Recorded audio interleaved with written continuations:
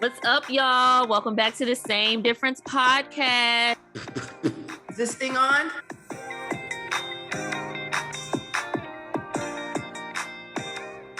Hello, friends. How are you? Hello, girl. Good afternoon. I'm doing well. How are you? Good. I'm making it today. I'm making it. You look pretty. Good. Thanks, girl. Yeah. Yes. Makeup is popping. I'm here for the That's what hat happens when you too. leave a fuck niggas alone. Your skin be glowing and shit. I'm weak. I just come on here pissing the niggas off. I just come straight in pissing them off.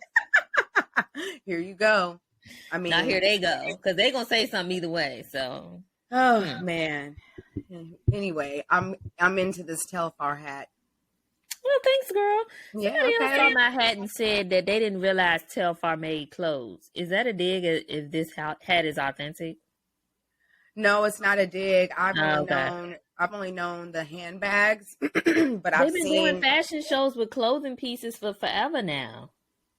I did not know that. I just knew about the bags, jackets, sweatsuits, and everything. Yeah. On Real Housewives of Potomac, one of the girls that she was doing a music video and she had a Telfar outfit on. So I just got hit, but I always knew they had like bags. I didn't know about hats and outfits and all that. Look at you. Okay. Put me on game. I actually prefer the clothing material over the handbags. So I was not going to say that, but I don't know much about Telfar because I'm not a fan of the bags. I am so sorry. I'm so sorry because, baby, if the girls find out you don't like Telfar, it's over for you. And, like, I don't want that for me. But, I think it's just the fact that the materials that it's made with I guess maybe it was perceived to have been a real genuine leather handbag.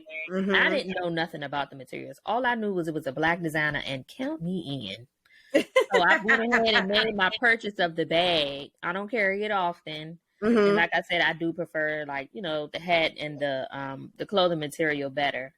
But I got one to say I support it. So I've thrown away a lot more money for a lot less. So okay, but that's fair. I support either way. I don't particularly like the design of the bag. Okay. Which is why I've steered clear of buying one. As much as I love supporting a Black-owned business, I just for me, just aesthetically, I wasn't going to, buy it. But I'm here for this hat, though. Mm-hmm. Like, I might have to entertain a hat because it's cute. Mm-hmm. Okay, it's thanks, girl. So how was your past week? We just thank God we making it.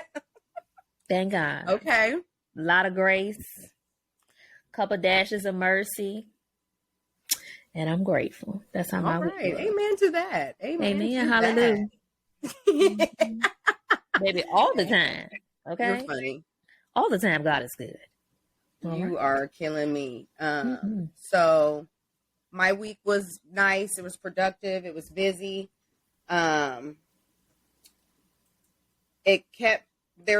been times where I've been super duper dialed into the news and stuff. Mm-hmm. I don't know if I've been like in some escape zone. I think because I've been working so hard, I only want to like watch TV while I'm working. So there's been a whole bunch of, I don't want to say a whole bunch of, but the, headline dominating the news right now is his name Tyre Nichols? Is that how you pronounce his name? Mm-hmm. I've said before, I get my news from Twitter. So I have been seeing, different stories come out, but most of what I'm seeing relates to this video. Mm-hmm. So no, I have not seen it. I think I've seen enough videos. Is that on purpose? Have you not seen it on purpose? Like you're actively decided not to watch? Yeah, I have actively decided not to watch. I mean, the headlines and basically what happened to him. I've read enough of that. I can visualize what happened. I mean, crying out for his mom. I don't know. I don't really know what to say. That's rated G. This ain't no rated G podcast, baby girl. Hell no. I don't know. It's especially disturbing that Black men would do that man like that. and then to be, because of how the police officers do us in general. And then him crying out for his mom, like I think did y'all set out to kill him, or did y'all set out to like subdue him and get him under control?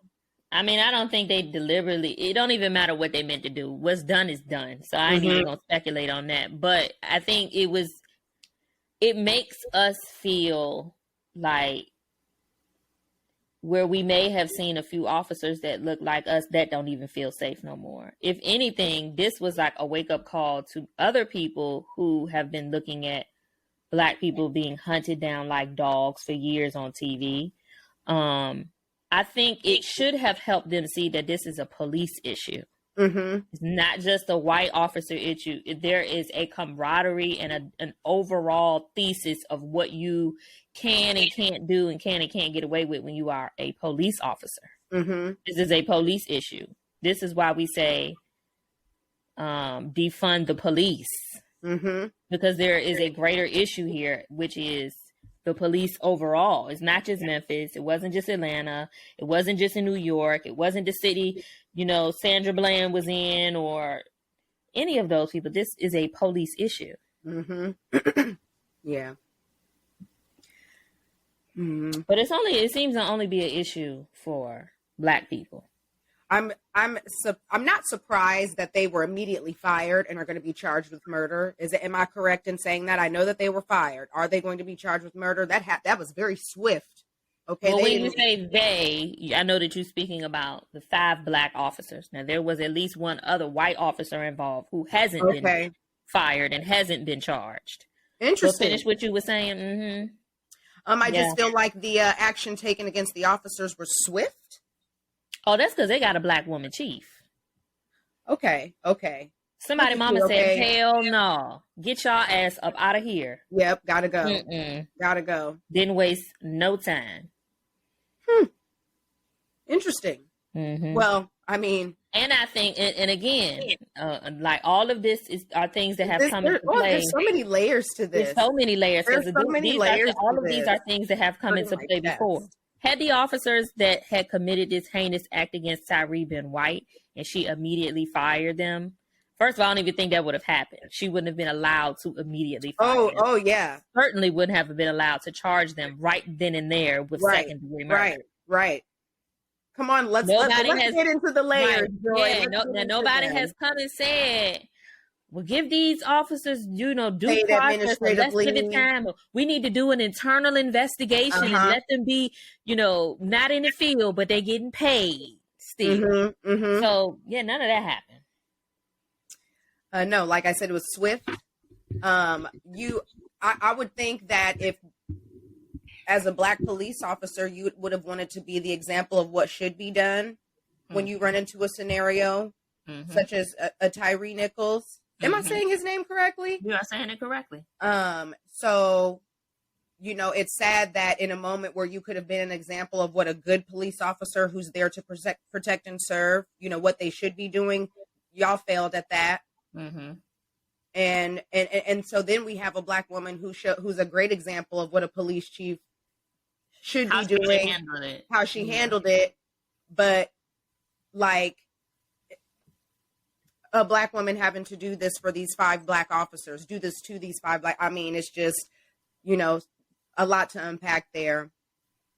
I don't know, man. Now, like I was saying, there is another officer, at least one, a white officer. He can be seen in some of the video tasing Tyre. He can be seen or heard saying, I hope they beat you up or stomp you out or something that he said. He's neither been charged or fired. There have also been called into question the EMT team that came, who were on scene but did not technically have Tyre in their possession from the police for quite a number of minutes. So I don't know how much, how sure that these people stood around and watched these officers do this to Tyre, but that's in question as well. Okay, I have some reading I need to do. Wow. Now, have you watched the video? Yes, I did watch the video. I knew,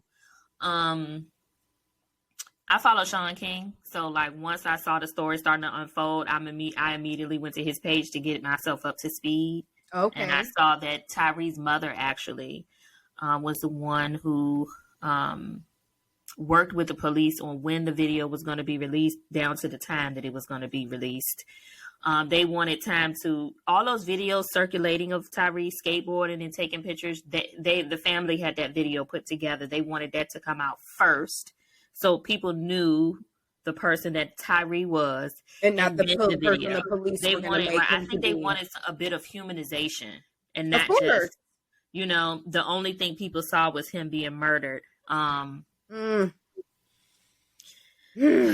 personally feel like I need to watch the video. Just the fact that I know his mom, what her wishes were for people to see what had happened to her son. Yeah. I can understand that. I can understand, like, I already feel like in that moment, Tyre was alone. He was by himself. He was thinking, no one is going to know that this has happened to me.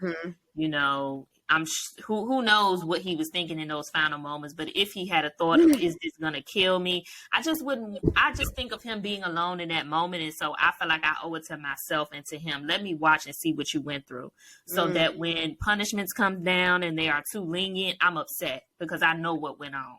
I saw what happened. Yeah. I didn't just read about it. I didn't just know about it.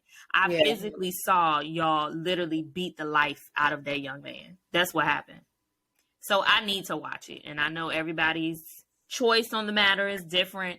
Some people don't want to, you know, it's PTSD for us to continue to see ourselves murdered on TV. How much more PTSD is it for it to actually happen?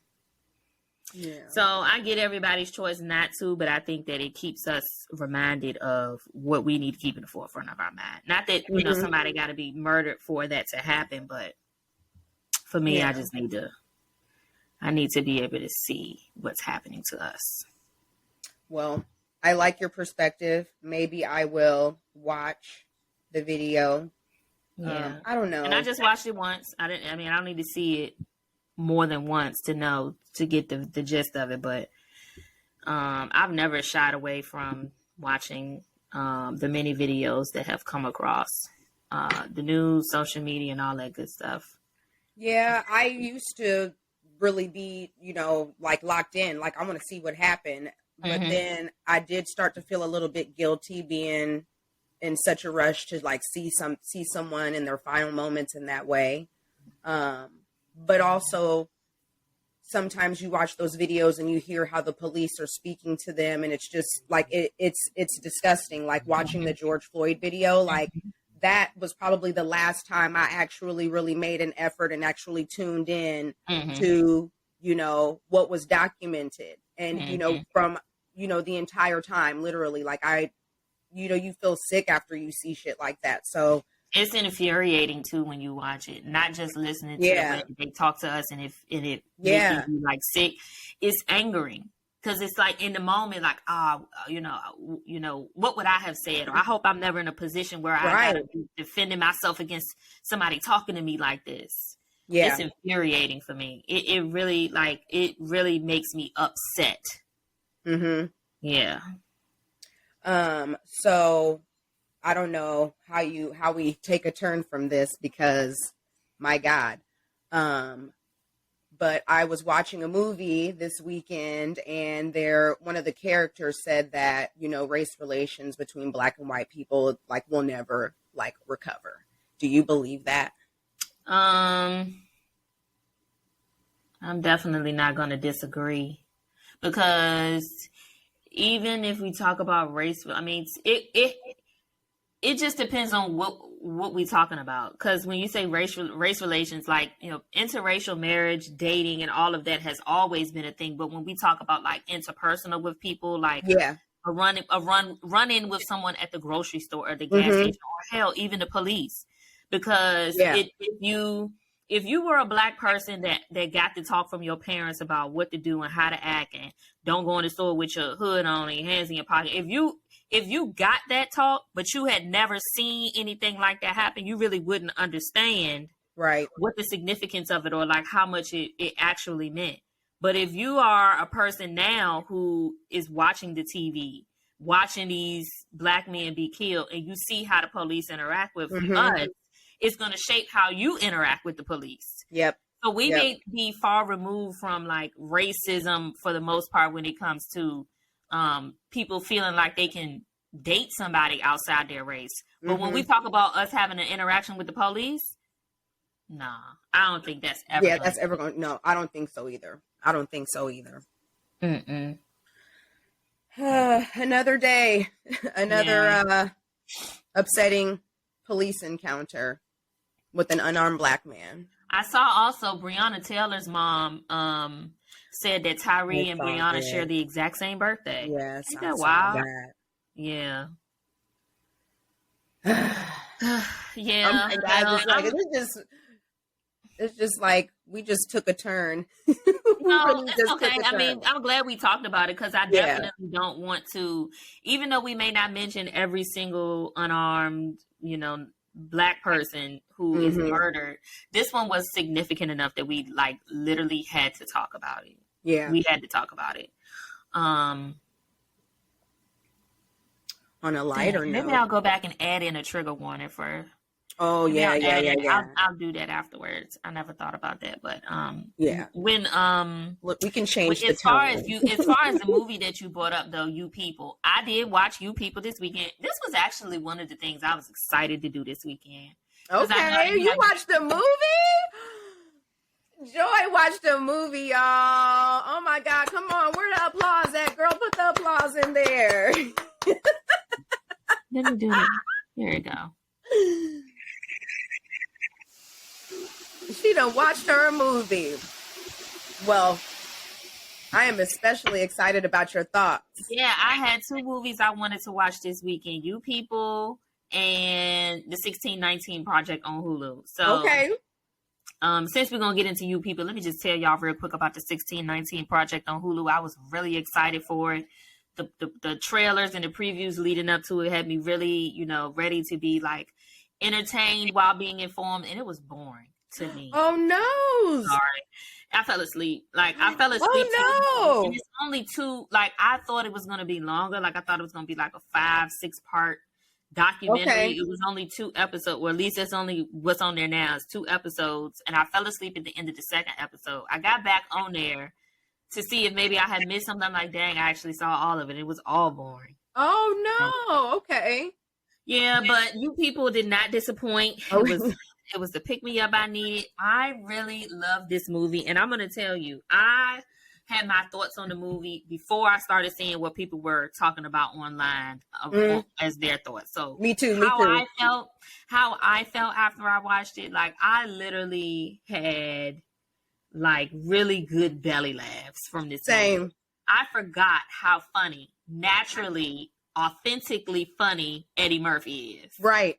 I mean, it's funny. He is. I forgot how funny he was. Yes. I know he plays like one of his most popular characters was Norbit. And so that kind of because he kind of like he's goofy and nerdy in that movie, it just made me forget. No, Eddie Murphy, that nigga is funny. I was getting Axel Foley.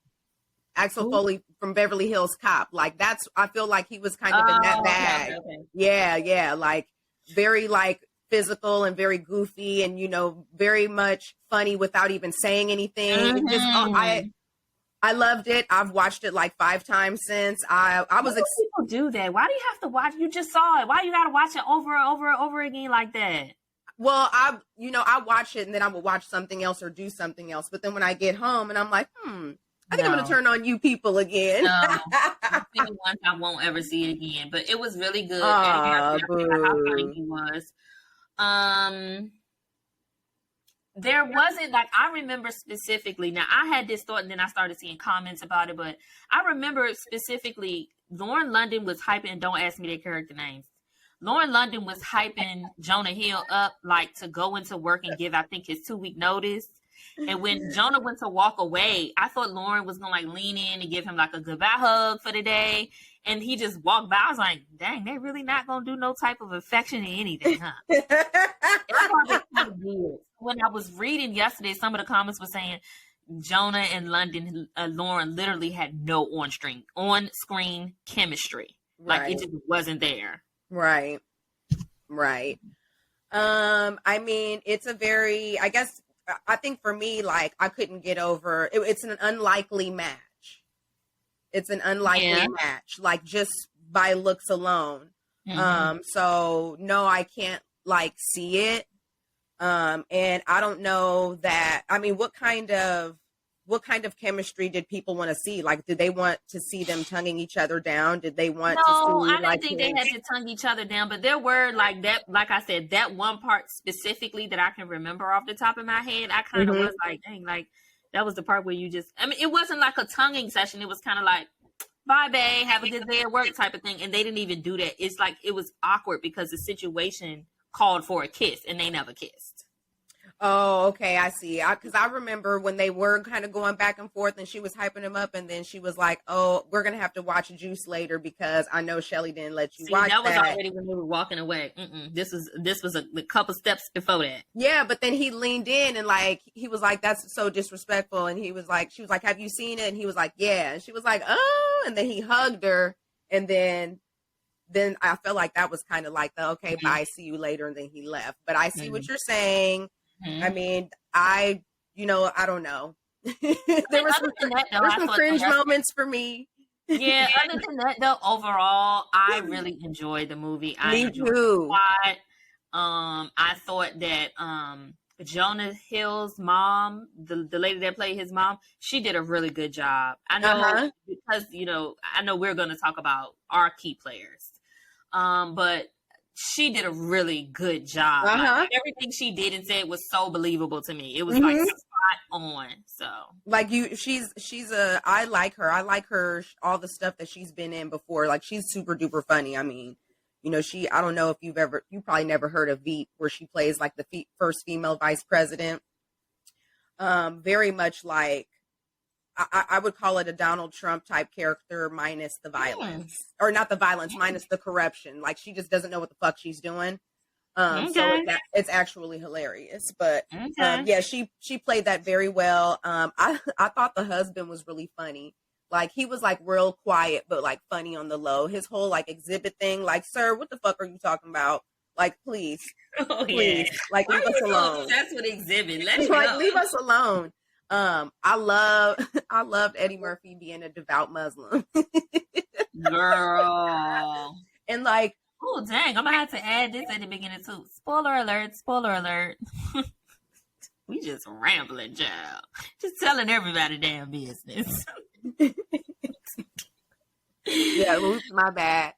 No, I really like Nia Long's character. I guess I don't know. I don't know. I feel like I don't want to like say anything offensive, but like her character was very unique to me. Like she didn't really like speak a lot. She was very like quiet, but her facial expressions always like kind of told you what was happening. It's like, is that normal for like Muslim women? Like, is her demeanor? With her demeanor in the film, is that normal? Because if it is, I feel like she did that really well.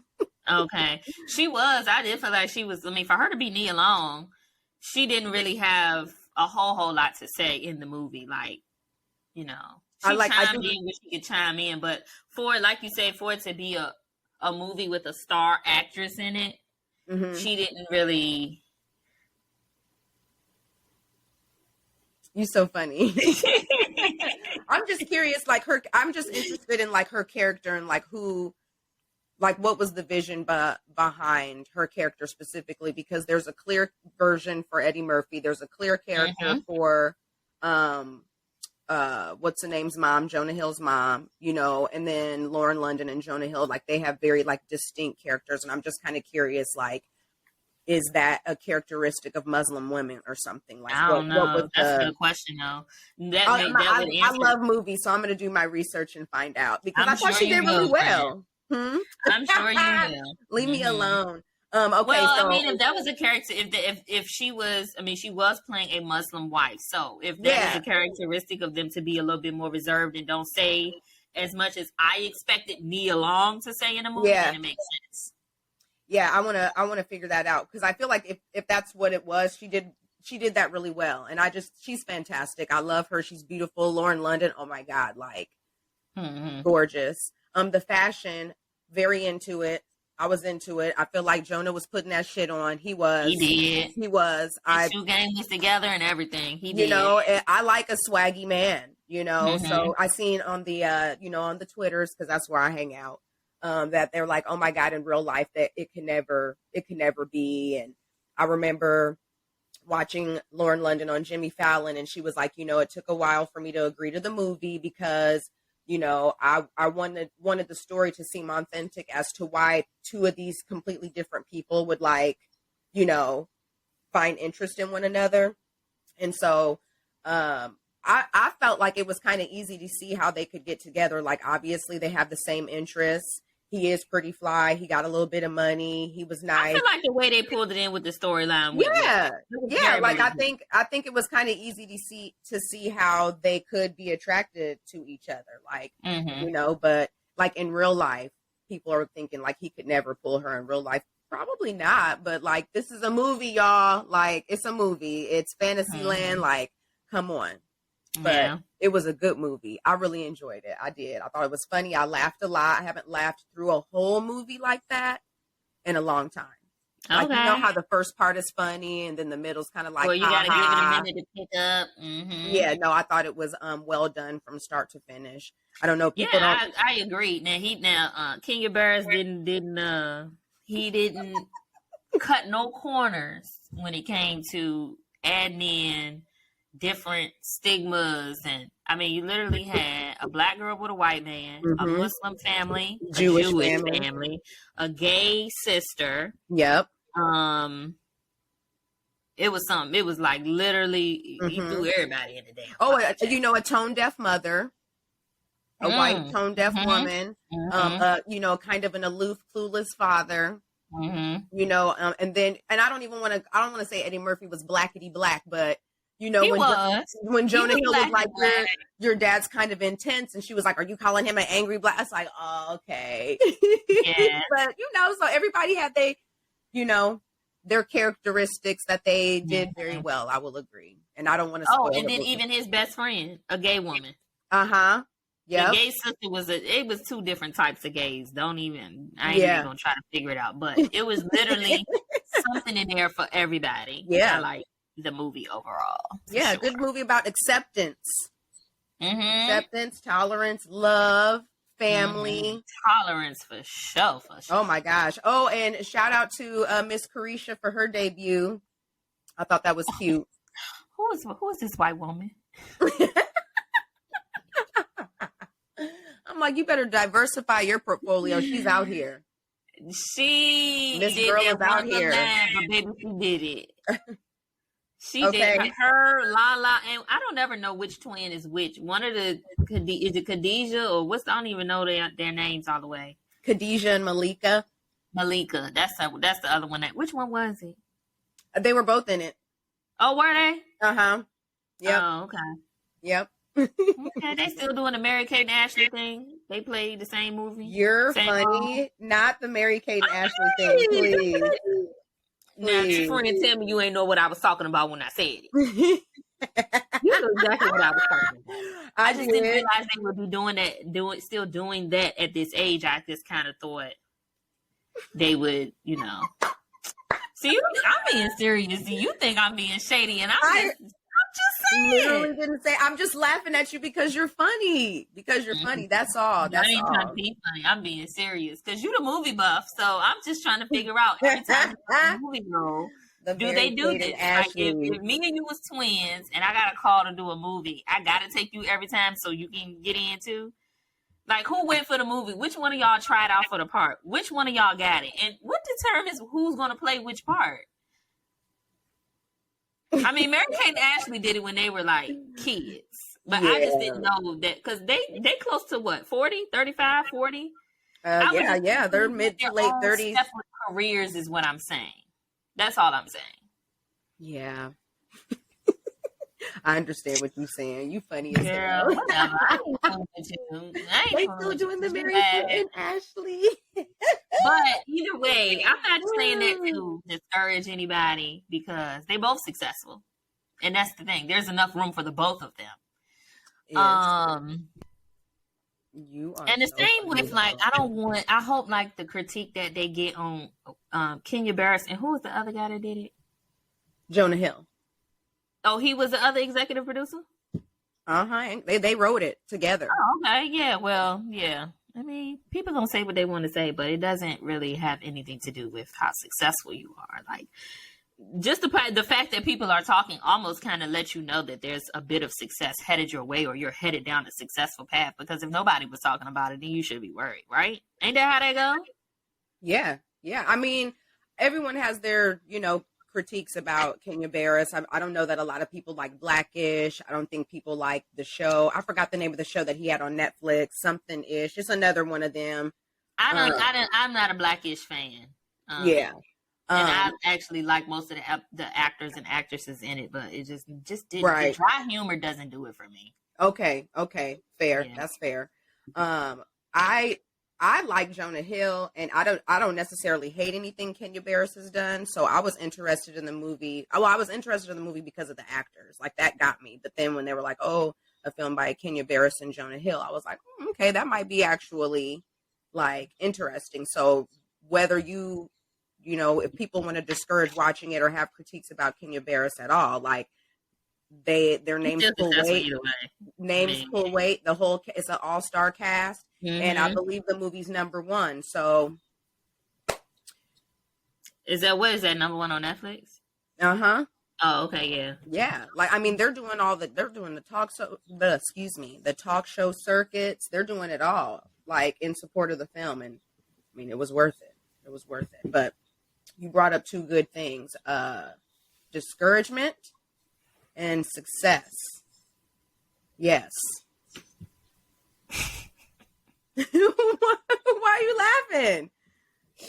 Because you had this little piece of hair, and when you was nodding with you. Well, help me. And I thought that's what you was looking at. See, there it go, right there. Right here? Okay. Yes. I thought that's what you was looking at when you were saying discouragement and success. Yes.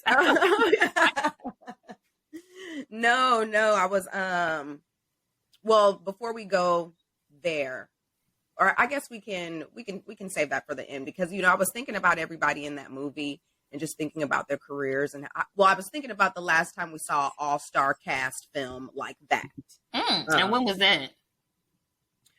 I mean, I guess you could say like The Best Man Holiday on Peacock, like the series that they put out. I guess you could say that is the last time that we've seen something all-star with Black cast members. Mm-hmm. But I don't know. I just feel like, seeing Nia Long and Lauren London and Eddie Murphy on this like big Netflix, like, kind of made me happy. But then I also was thinking about everybody in the cast and their careers. And I just feel like Nia Long and Lauren London, like, the conversation's always going to surround like Ime Udoka and Nipsey Hussle. But like everybody else in the cast, like, the conversation is like about their careers and what they've managed to accomplish. And I kind of like, I feel weird about, a Black woman, no matter how successful she is and how far she goes in life, how hard she's worked to get where she is. Like, why does it, like, obviously what happened to Lauren London was beyond her control, so I don't even want that. I don't want to seem like I'm being insensitive to the fact that like she's going to be tied to him forever, because she will. Mm-hmm. But in Nia Long's instance, like, I don't, that's always going to be a part of the conversation. What happened with the former head coach of the Boston fucking Celtics? Like, well, only thing I say about that is I know about Nia's recent, the whole affair with her fiance. I know about Nipsey. I don't know nothing about the other people because I'm not immersed in their culture. I'm only immersed in the culture of people who look like me. So it's no fault of our own that is continued to be brought up when we talk about them. Because if Lauren goes somewhere and does a press run for you people and she's by herself, are the white people going to ask her anything about Nipsey or say anything about Nipsey? But are our people? Yeah. So. Yeah, good point. Probably so, because it'll make for a good buzz on, their video that they're going to share on their socials. So. Well, I will say, when I was watching them do their interviews on the white platforms, those things did not come up. but Nia Long was on Drew Barrymore's show, and I think no, she did talk about it then. Yeah, she outright asked her, like, so are you single? And I'm just like, whoa, all right. I mean, we all know, but damn, girl, oh, okay. I mean, again, like, how come the conversation has to gear towards, like, you know, Nia's love life and how she was a part of a major cheating scandal, or, you know. It's like, a bit insensitive, too, because you don't even know where she's at with it. And I think she ended up getting emotional and crying. Yeah, she watered up a little bit. Yeah. That was a different interview I saw, but yeah, she did get him. I think it had to do with, they were asking her about someone, and she was, like, really happy to see how this person was, Will Smith, how he was able to kind of weather all of these storms, you know, while also being, like, the model of, like, the professional Black actor who's, like, made it. Like, that's who she was talking about, and you know, how she, like, will always, like, love and respect him for how he's managed to, like, get through the craziness, and more or less being the first, like, real big Black celebrity who crossed over and was, like, the image of perfection. Right. Before the slapping scandal. But yeah, it was just, I don't know why that came to my mind in thinking about, like, Nia Long and Lauren London. But regardless, always happy to see them on the silver screen. They're both, like, incredibly beautiful and ageless, and I hope that this opportunity leads to us seeing more of them. Yeah, because I definitely miss seeing Lauren and more stuff. Yeah, for sure. I mean, everybody understands the break that she had to take, but of course. Now, I'm gonna say though, if you do any more roles, girl, and you gotta have some type of romantic scene, either get in the spirit of the scene or get out the movie, because if that shit'll fly on Netflix, but a major motion picture in the movie theater, that shit is not gonna fly. It's just not. It's not. Oh my God. And I ain't even no big movie person, but baby, if I gotta go to the movie theater and see you and pay a ticket, I needed to be giving everything in the theater. I want you. She said, I need to see some chemistry, okay? It wasn't believable, Joy. Is that what you're saying? It wasn't believable? I mean, I believed it because, you know, it is what it is, but it's a movie. It's Oh my God, you're so funny. I had something else. Something you said during that whole thing that made me like, oh yeah, my train of thought lately been just, ooh, girl, I have to write everything down now. I don't know if that's because am I getting older, or do I just need to take some ginkgo from a memory, or what's going on? No, I feel like when our conversations get really good, we go off on these tangents and we kind of have to find our way back. But I was talking about, you had brought up a good point about people having, like, critiques about the movie, but it's still being, like, super duper successful. And then the only thing that it is doing, when the more people critique it, like, if everybody was saying, oh my gosh, it was so great, it was so great, it was so great, people would still watch it. But when people are like, oh, I ain't like this and this one, that, and they feel like they can't join in on a conversation because they have no clue what you're talking about because they haven't seen it, then they're gonna go rush to see it. That's just my thought process. But I mean, it's number one on Netflix, so you know, I know what side of history I'm on. Okay, so did I jog your memory? No, and I was trying to like run the conversation back and figure out what you were talking about that made me think like, oh yeah. Well, let's talk about discouragement versus success, because I know this is something that's come up in our conversations that we wanted to mention on the podcast. And I think your comment about you people was a really good way to, like, examine that a little bit. Yeah, I still feel that same way. I'm not one of those people that is, everybody's different. Me personally, I'm not one of those people who live life by, you know, a time clock in my face. You got to do this by this age, and you got to do this by this age, and you got to be here, you got to be there. I just don't live my life like that. I know for other people, they do. That's literally everything to them. That's their measuring stick on how good or not good they're doing in life. But I just feel like, Especially now, I feel like as the year has started to grind out and you're seeing like different things different people are doing, what they're working on, what they're interested in, some new project, some new business. And the common theme that I'm hearing that I just want to say, so what? Who cares? Is everybody got a podcast. Everybody has a podcast. Everybody isn't talking about everything on their podcast. Everybody has a podcast. Everybody doesn't have a gift for speaking, for teaching, for reaching, for relating. So to anybody who feels like you in a period of discouragement where you being discouraged on whatever it is you're trying to do, whether it's everybody's doing a podcast, or you in school trying to be, you know, a doctor or a nurse, or you trying to, you know, level up in your career, get a promotion. The success is waiting for you to get there. The success is already at the end, boo. You just got to get there. Push through the discouragement. Push through the discouragement. Do you think them people cared what anybody was saying about chemistry when they were filming You People? No, they was running the scenes next. And then they gave us something that everybody's talking about. They were going to talk about it whether it was on-screen chemistry or not. Right. Something I had to add. I feel like I probably wanted to add more, but I can't remember what. I mean, I will say that there was a moment in time where I felt like everybody does have a podcast, and what is it that I'm going to be able to contribute as a podcaster?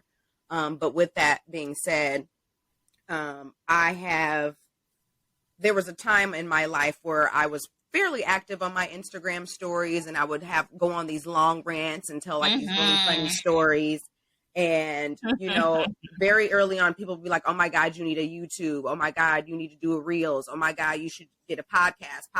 And, you know, at that time, I would always think to myself, like, I already have the podcast I listen to, you know, like, I feel like if I, you know, was going to create one, I'm hella behind. Like the market is saturated. Like there's already plenty of podcasts with two Black women, you know, chit-chatting and talking about stuff. You know, there's tons of podcasts that are like, you know, nationally recognized. Like what is it that I have to add? And like, you know, so to take it a step further, I was over here discouraging myself. Yeah, right. Because regardless of if we get 2 listeners or 250,000 listeners, I really sit here and enjoy. I'm enjoying talking to you. It's a great way I like to start my Monday, and I love being tapped in with you and staying in touch and laughing and joking. And honestly, this was like created out of our phone calls, which last 2 hours and are fucking hilarious. Like, you know, you kind of do want to be a fly on the wall when we're talking. So, you know, at some point I was like, just do the damn podcast. Like, just do it. And then the feedback that I've gotten from people has really like warmed my heart. Like even my little brother was like, I'm so happy you're doing this. Aww. And like, my brother is like Mr. Too Cool for School. You know, he's like the man, you know, and you know, he's like the man. No, he's the man, like for real. Like, and we're 10 years apart. So like, he definitely has his finger on the pulse of like, you know, what's cool and everything. And that's not to say like I'm not cool, because I am. One of those squaws. Right. But it's nice to hear that, you know, it's nice to hear him say like that he's happy that I'm doing it, because, you know, he's one of those people that says the same thing too. And yeah, so we can have all the discouragement in the world. Like what I get out of this conversation is so much more valuable than, you know, any marker of success, you know, like the number of angry comments we get because we got this many listeners on this. Well, you know, we're gonna take it there. We're gonna take it there. Angry birds. But even before we get into that, something else that just struck me is, what is success though? Because is success that you got 2 listeners? Like, oh my gosh, yay, somebody listened to my podcast. Or if you had 200 listeners, or like you said, 250,000. It doesn't have to be you're only successful if you get to the 250,000. You're successful just because you're doing something that you enjoy. Right. Just because somebody listened, just because somebody told you that they are so glad you're doing it, or they love your delivery, or whatever the case may be. Success, you don't have to look at it like when you do something. 9 times out of 10, if you do it because you want to be like, your sole focus and purpose is 250,000, you're doing it for the wrong reason, and you're going to be so busy chasing that 250,000, you're not going to talk about anything that 250 people want to hear. Right. So if you're going to do something, do it. Don't look for the success of what other people say it should be. Just your success is just you happy that somebody listened. Mm-hmm. Yeah. That should be enough. That should be enough. I mean, I feel like every week that we've been doing this, it's just getting better and better. Like, you be editing the videos and stuff. I'm like, okay, come on, Joy. Like, come on with the vids and stuff. Got the little captions showing up. Like, that's a success. Like, even being able to, like, cut and splice and put the shit together for Instagram to, like, tease up, the next episodes. Like, I like when I can actually put something together, even like a Reels, put something together and I'm, like, created this little, like, thing. That's, success. And even though it's just me and maybe 10 other people watching this shit, like, yeah, that's a really good topic. I feel like in my job, I don't want to say that I have experienced, I'll say I have felt discouraged. And not because of a lack of success, because even despite feeling discouraged, things are happening for me. And, I'm hitting, there's like breakthroughs along the way. I feel like when you work with people who don't really care to like help you like develop or grow, that's very discouraging. Or when you feel like you have grown and you have developed and you're making strides and there's no like acknowledgement, of that or any like continued encouragement, that's very discouraging. And I've been having that experience in my job, but despite that, I've managed to be successful. So I don't know that it always has to be like a discouragement versus success thing. Like sometimes that shit can go hand in hand, and that's what's happening for me right now. Like even I remember I called my mom and had a conversation with her because I felt like my attitude at work one day was poor. Like I was like, ooh, I don't know if I did a good job hiding my facial expressions. I think everyone was probably I think I was giving off energy that other people were picking up on. And I try to be in better control of myself in work settings. Was it something that had happened to you at work, or you just was in a bad mood that day? It wasn't okay, so I was on the way in and the train, it's been snowing in Chicago it's been snowing every day for like 4 days. And I was taking the train to work and the train got held up, girl, 3 stops away from me because somebody wanted to bring a gun on the train. So the police had to, get up on the train and, arrest and detain the young man or whoever had the gun and shit. And so like the trains were held up. So I had to be at work for the 9:30 meeting. I left my house a whole hour early and got to work at like 9:34, right? So I made it by the skin of my teeth, but I had also told my team that there was a train delay and I was going to be late. So I didn't just get up and just decide that I was going to get to work when I felt like it. Like I had every intention on being to work at, 9:30. As soon as I'm walking in, like to my desk, I get an email from my manager and he's like, are you coming in today? Our meeting is to start now. And so I just took my coat off and set my bag and stuff down and got my laptop and got everything I need. And I went to his door and I said, hey there, because I'm here. Okay. I'm here. Your train was delayed this morning too, but that comes out in conversation when he's talking to other people on our team, but not me. Right. So, that, I kind of had to get myself together because that really made me upset and it triggered me. And it's just like, obviously he's my manager. He gonna ask, I'm looking at the clock, you not hear what's going on. But also, he sent that email literally. I feel like he sent it like just as I was walking in the door. Like it just the timing just, I think is what upset me. But we were in the meeting. It was a 2-hour meeting that we had where we were kind of doing some strategy planning for the year. And I'm multitasking. I'm taking notes. I'm trying to be responsive to emails because, again, things are happening for me. So I'm trying to be attentive and make sure that shit keeps happening for me. And, like, there were a couple of times where he would, like, call my name in the meeting to make sure I was paying attention. And it's just like, I'm not a 23-year-old. You don't do that for nobody else? No. But like, I'm not a 23-year-old dumbass who's like fresh out of college and doesn't know shit. Like, I'm a grown woman. I'm sitting in this meeting. I'm contributing to the conversation. Mm-hmm. Like, it's not like I'm sitting in here being mute, typing away on my computer and not listening. Like, that's not what's happening at all. But anyway, at the end of the meeting, my coworker was like, "Are you upset about something?" And he was like, "I feel like you're like mad." And I was like, "I'm not mad." And I said, "But I think, everybody else probably left the meeting really excited and more energized than me." That's how I explained it.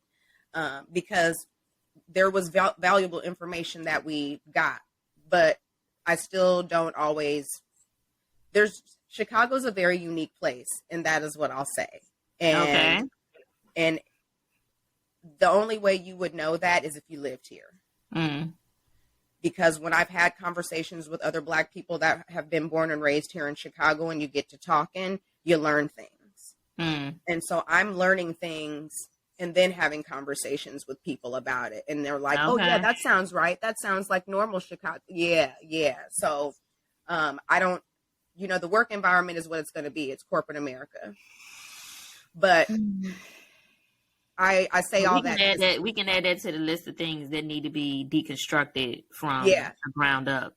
I say all that. America and the police. Thank you for bringing that up, because I feel like what I said to my coworker that asked me if I was feeling away, I said, they're just like some systems in place that are very beneficial, to others and, not necessarily beneficial to me.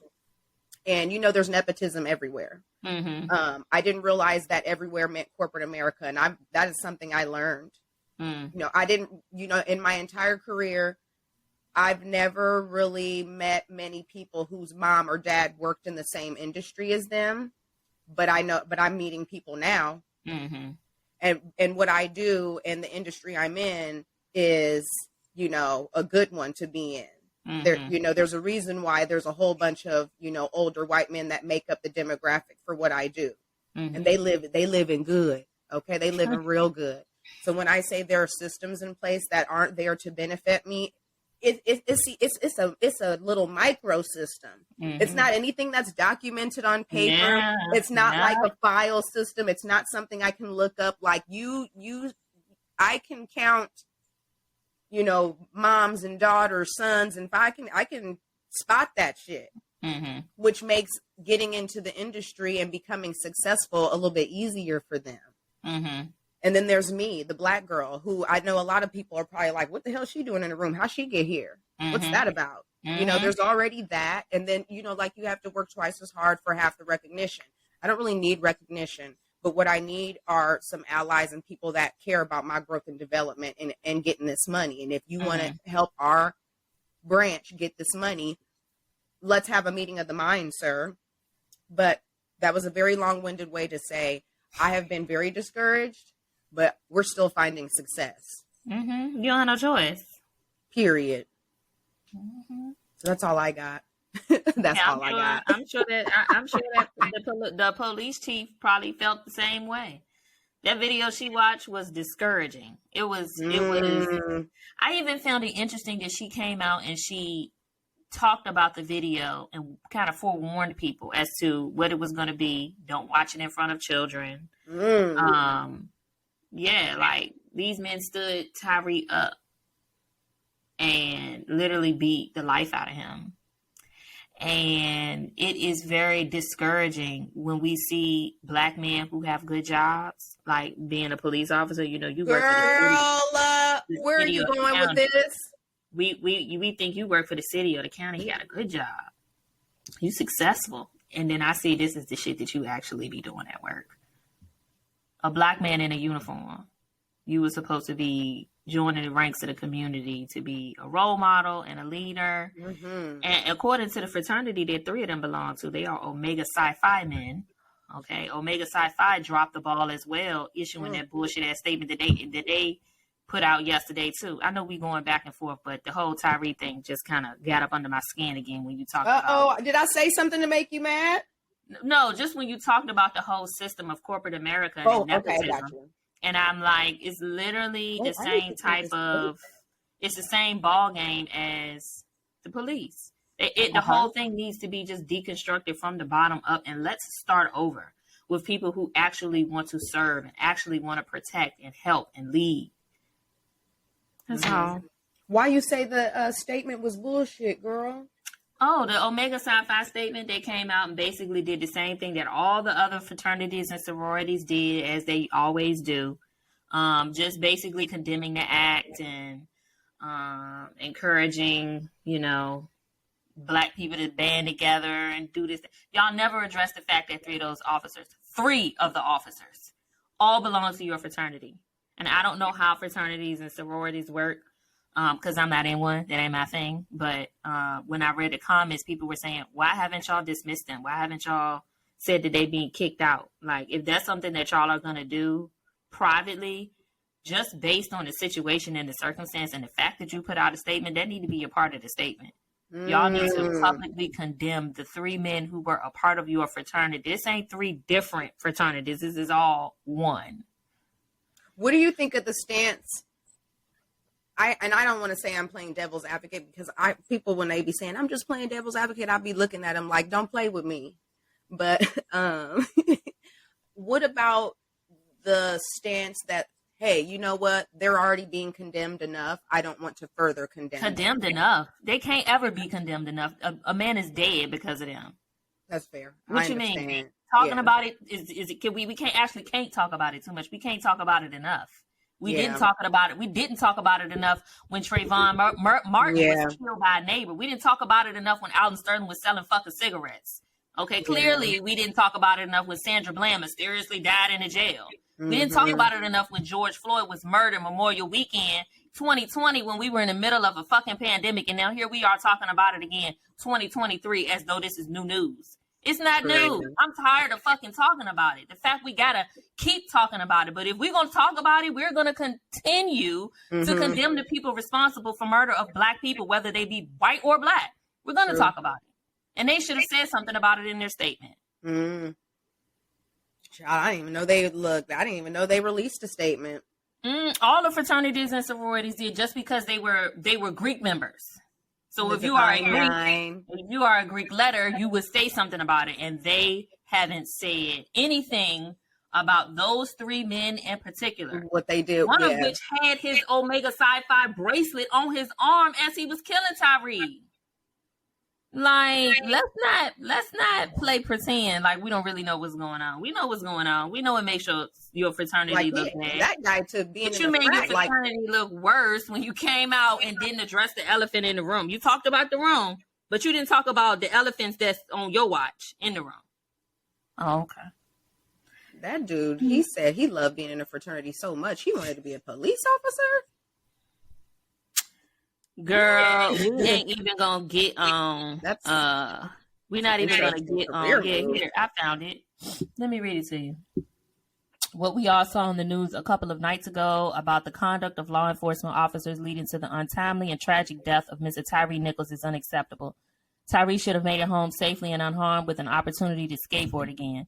We expect law enforcement officers to protect life and serve our communities with the highest regard for safety and humanity. Unfortunately, what we witnessed of the violent behavior of the accused, now former officers, is the complete opposite.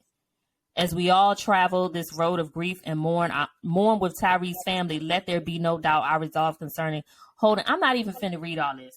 I can't. I was going to say, you know what? I kind of blanked a little bit. So yeah, because y'all haven't said we are aware that Officer so-and-so and Officer so-and-so and Officer so-and-so were involved in the brutal, heinous, horrific murder of Tyre Nichols, and they have been removed from our organization. We further pledge X amount of dollars to the Nichols family to help with their grief and the financial responsibilities of giving Mr. Nichols a proper burial. See how I did that just off the top of the dome? Did you maybe want to be a PR person? Because you just gave them a beautiful public relations statement. Come on. It doesn't take a fucking rocket scientist on how to apologize the right way. And this bullshit wasn't it.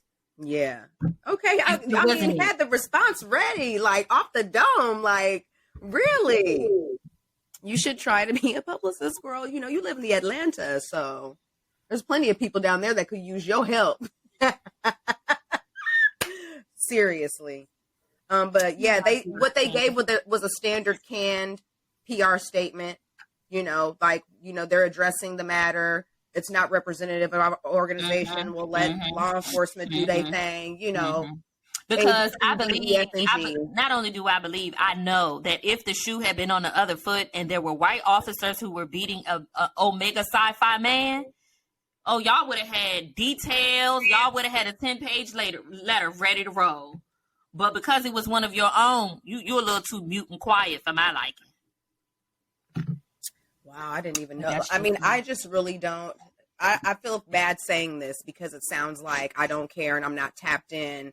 But I just know that 5 black police officers beat that young man to death, and there's video now. And as far as who the officers are and where organization, I don't know none of that shit. I don't know. I'm tired of hearing about a black man being murdered by the police, and I hate to say it, but like it's all the time. I mean, you already listed off how many? 4 people.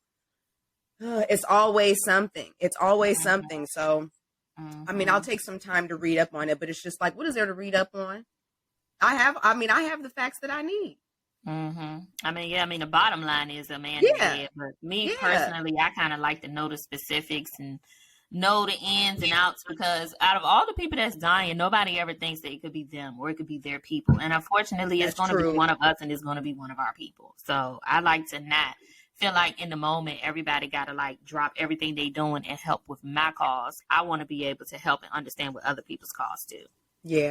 So I do like to immerse myself in the details. And I tell you this, a lot of people have a lot to say, but nobody has more to say about anything than the niggas on YouTube. Pascha told you in words last week to keep it the fuck cute. I did. And you didn't know what that meant at all. Because now here we are on a nice new week, fresh off of episode 9 last week. Okay, the link up the bedroom and in public, and y'all still got things to say.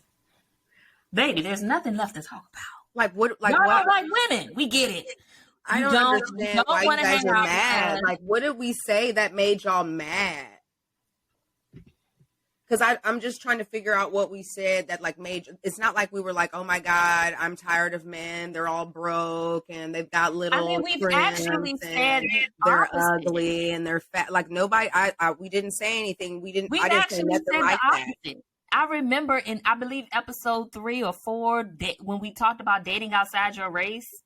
I literally on that episode was telling y'all how infatuated with black men I am. I can't see myself, nor do I want to be with anybody other than a black man. But because I'm single doesn't mean I don't get to have an opinion or a voice. Say that. Part of the problem is, okay, you niggas was upset about the submissive woman clip. Part of the problem is people get into relationships with each other and then they want to talk to their mate about if they're submissive, if they should be submissive. That was a conversation y'all was supposed to have like me before you got a nigga, but you didn't do it and now you stuck. Oh, okay. And actually part of the problem with us being a submissive woman isn't because we don't want to, it's because y'all don't know how to lead. And I know that is hurtful to hear and it makes me sound like I'm bitter, but baby, I'm not. What I want to do is help you learn how to lead. Okay, we doing the very best we can raising y'all, and then y'all go out here and it's like everything you were taught just goes out the fucking window. Nobody taught you how to be an asshole. People told you to open doors for women, treat them nice, buy them flowers, don't hurt their feelings. No other race has this constant discourse.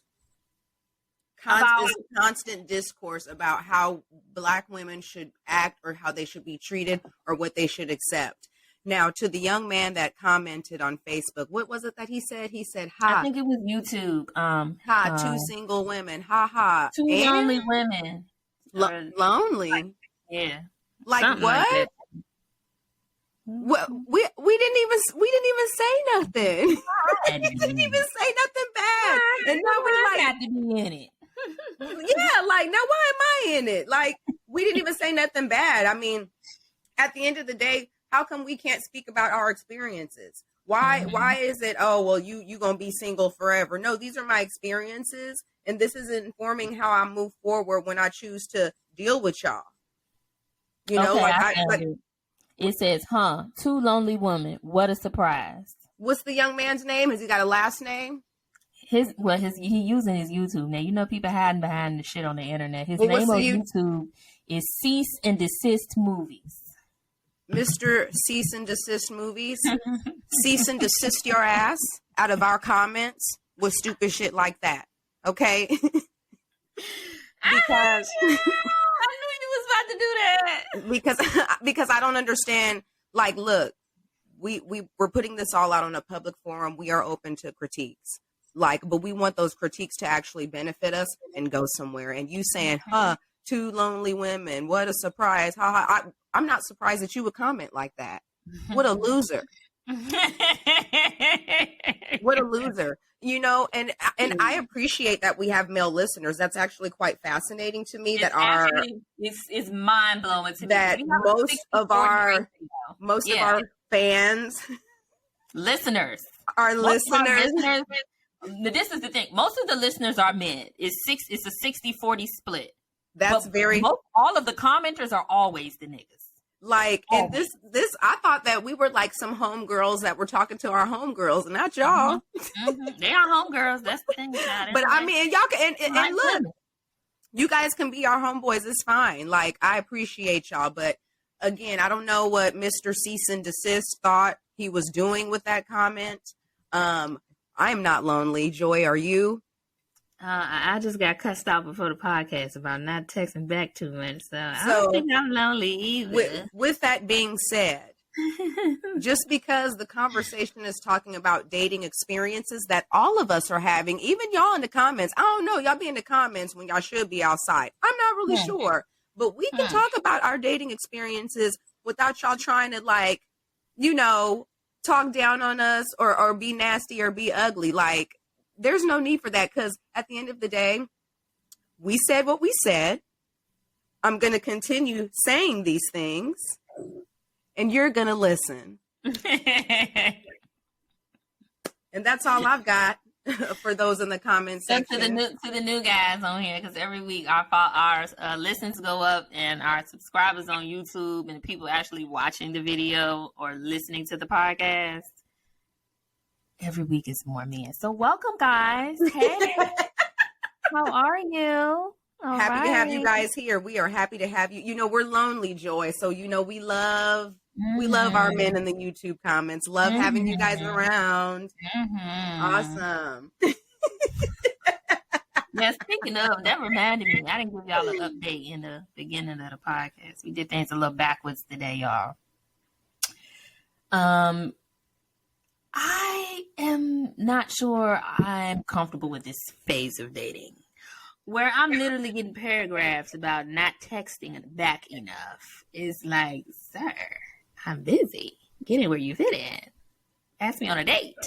You might get like, I don't know if fair. I mean, have you expressed to this person, hey, look, my apologies for not being able to text back in a timely manner. Your girl is busy. How about we plan a date and get together?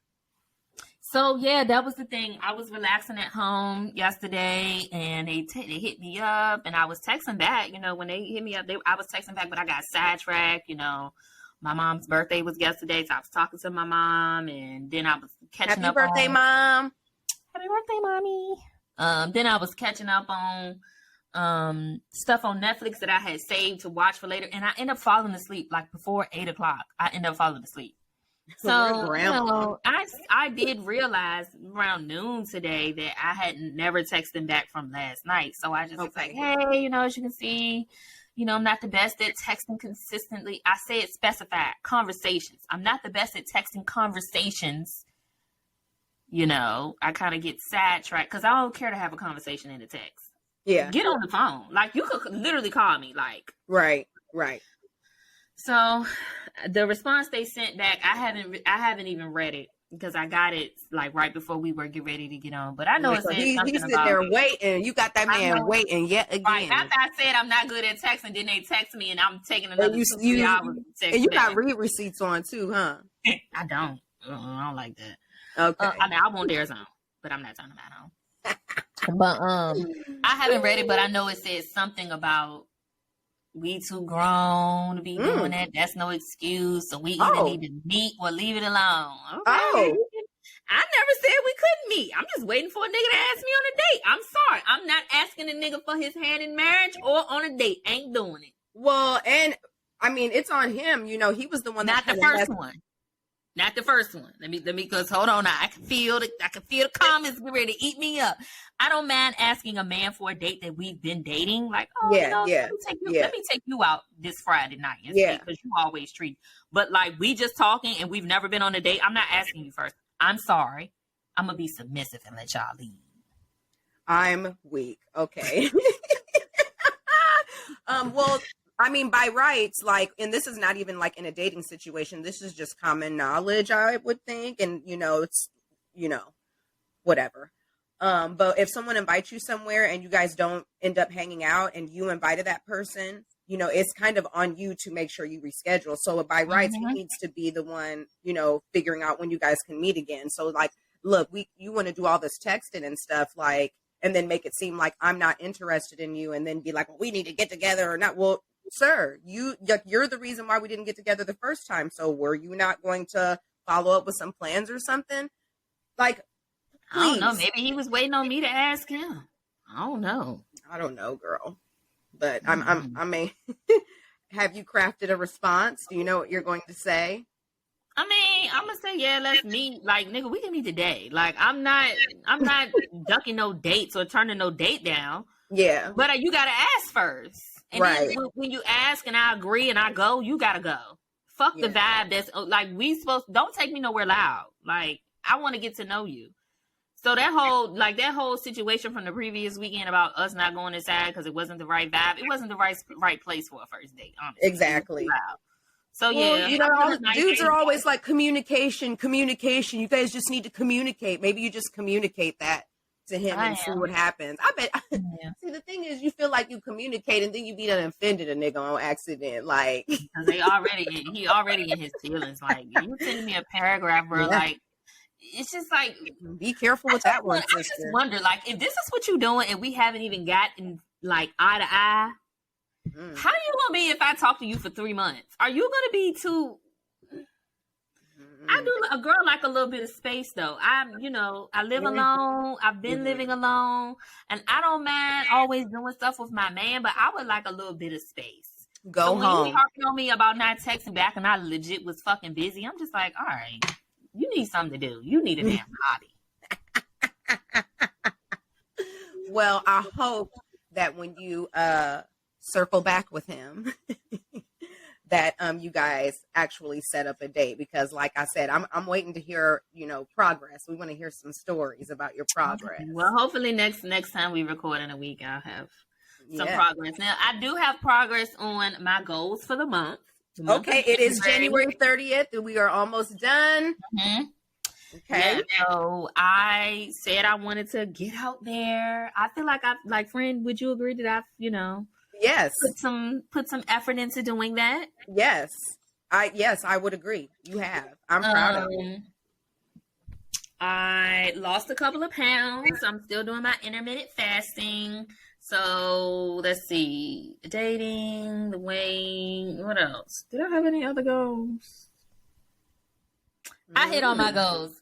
Yay! Let's give it up for some cheering.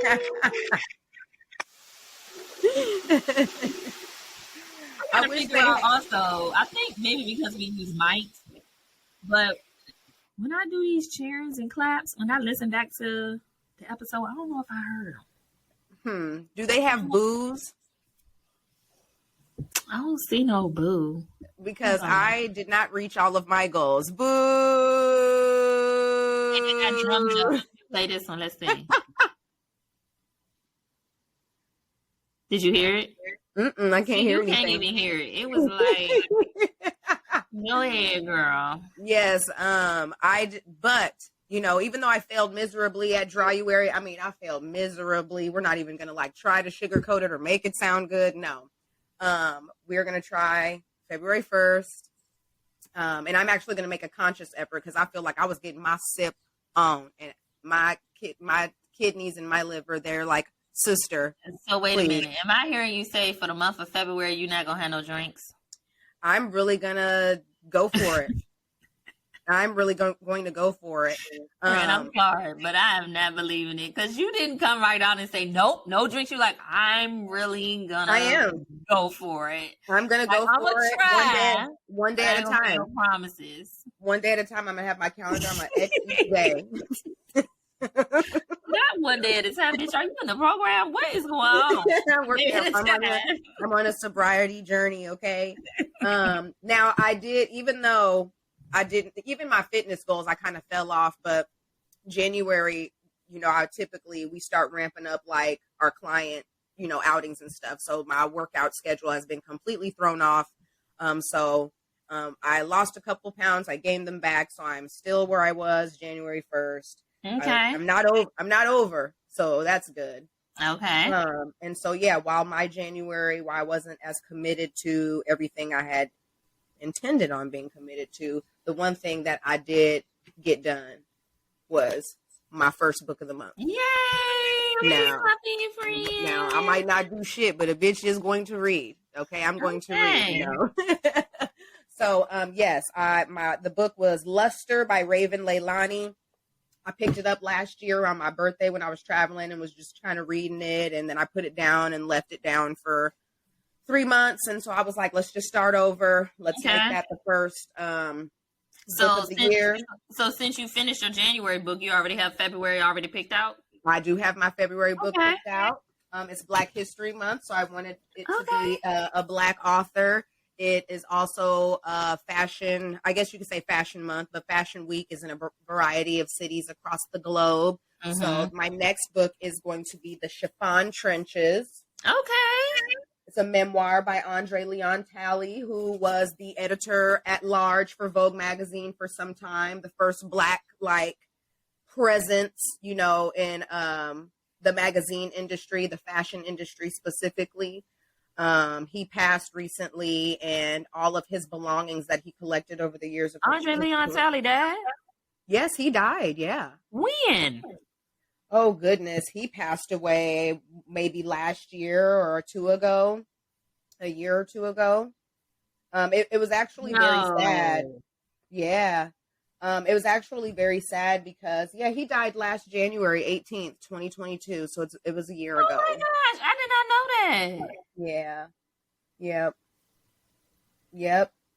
Okay. 73 years old. So who does the commentary when the looks are coming down the runway? Because wasn't it John? Didn't it used to be? It wasn't Joan Rivers? Who was the lady that used to do it?